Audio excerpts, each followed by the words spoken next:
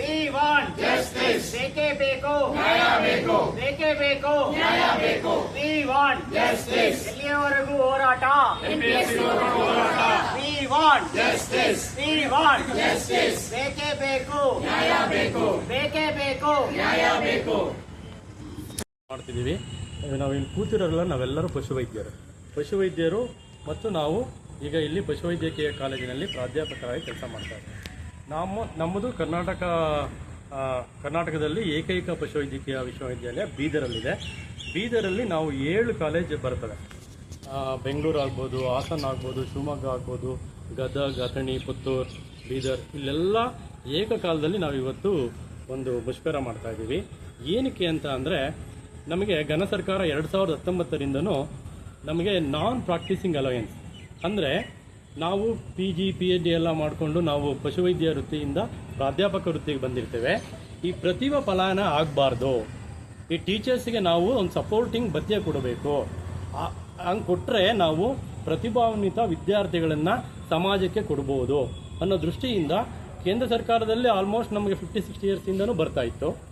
ಇದನ್ನು ಮನಗಂಡು ನಮ್ಮ ಹೋರಾಟಗಳು ಭಾಳ ವರ್ಷಗಳಿಂದ ಹೋರಾಟ ಆದ ಮೇಲೆ ಘನ ಸರ್ಕಾರ ನಮಗೆ 2019ರಿಂದ ನಮ್ಮ ವೇತನದ ಜೊತೆಗೆ ಈ ನಾನ್ ಪ್ರಾಕ್ಟೀಸಿಂಗ್ ಅಲೋಯನ್ಸ್ ಅಂತ ಒಂದು ಭತ್ಯೆಯನ್ನು ಕೊಡು ಮಾಡ್ತು.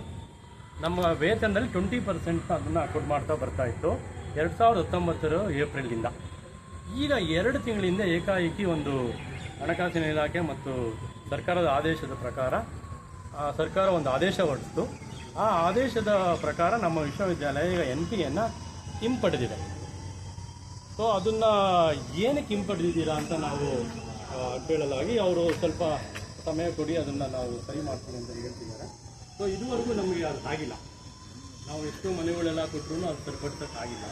ಸೊ ಹಂಗಾಗಿ ನಾವು ಇವತ್ತು ಎಲ್ಲ ನಮ್ಮ ಕರ್ನಾಟಕ ಅಂತ ಇರುವಂಥ ಎಲ್ಲ ಪಶುವೈದ್ಯಕೀಯ ಕಾಲೇಜಲ್ಲಿ ನಾವು ಮುಷ್ಕರ ಮಾಡ್ತಾ ಇದ್ದೀವಿ.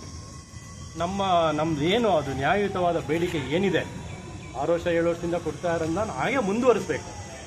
ಇದು ಮತ್ತೆ ಕೊಡಿ ಅಂತ ಹೇಳ್ತಾರೆ. ಆಲ್ರೆಡಿ ಕೊಡ್ತಾ ಇರೋದನ್ನ ನಿಲ್ಲಿಸಿರೋದನ್ನ 6-7 ಇಯರ್ಸ್ ಕೊಡ್ತಾ ಇದ್ದಾರೆ. ಹೌದು, ಅದನ್ನ ಈಗ ನಿಲ್ಲಿಸಿದ್ದಾರೆ, ಏಕಾಏಕಿ ನಿಲ್ಲಿಸಿದ್ದಾರೆ.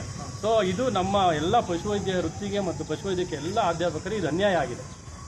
ಸೊ ಯಾವ ಕಾರಣಕ್ಕೆ ಅಂತ ಏನಾದರೂ ನಮಗೆ ಮಾಹಿತಿ ಸಿಕ್ಕಿದೆ? ಅದು ನಮಗೆ ಸ್ಪಷ್ಟ ಮಾಹಿತಿ ಇಲ್ಲ. ಅದು ನಿಲ್ಲಿಸಿರೋದು ಆದೇಶ ಇದೆ.